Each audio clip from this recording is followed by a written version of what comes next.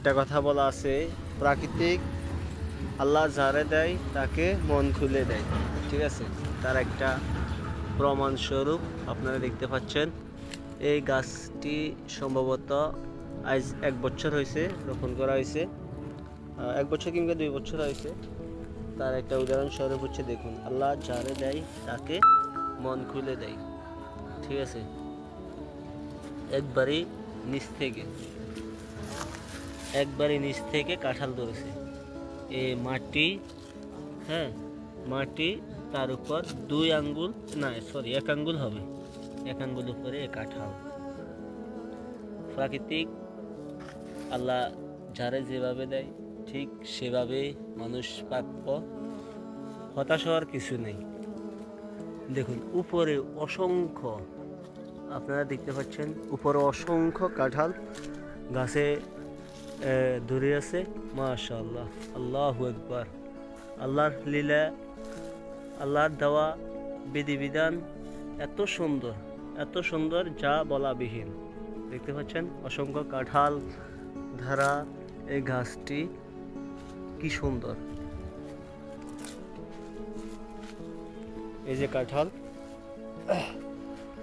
দেখতে পাচ্ছেন, মাশাআল্লাহ। একটা ছড়াতে সম্ভবত 3টে করে হলেও আছে, সর্বনিম্ন 3টে। দেখতে পাচ্ছেন কিভাবে কাঁঠাল বের হচ্ছে।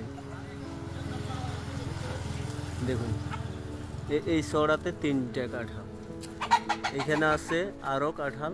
মাশাআল্লাহ, আল্লাহু আকবার। আল্লাহর দেওয়া লীলা অনেক সুন্দর। দেখতে পাচ্ছেন কাঁঠাল, মাশাআল্লাহ। এগুলো সিজনে ফলন হয়ে থাকে। মাশাআল্লাহ, কাঁঠাল দেখতে পাচ্ছেন, এগুলো মূলত কাঁঠাল। ওই দেখেন উপরের দিকে দেখেন, অসংখ্য কাঁঠাল ধরেছে এই গাছে।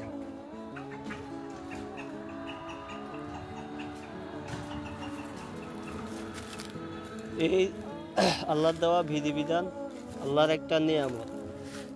এই নিয়ামতের শুকর আদায় করা অসম্ভব। মাশাআল্লাহ, দেখতে পাচ্ছেন অসংখ্য কাঁঠাল দেখতে পাচ্ছেন। এগুলো বিশেষ করে গ্রামগুলোতে হয়ে থাকে। গ্রামগুলোতে মৌসুম, সিজন, এখন তো সম্ভবত বৈশাখ মাস চলে, জ্যৈষ্ঠ মাসে এগুলা পাকার সম্ভাবনা আছে। ঠিক আছে, এগুলো মূলত আল্লাহর এক সৃষ্টির অকুল নিয়ামত। আল্লাহ সবাইকে দিয়েছে, শুধু আমাকেই দেয় নাই। ঠিক আছে, এ হচ্ছে কাঁঠাল বেরি গাছ।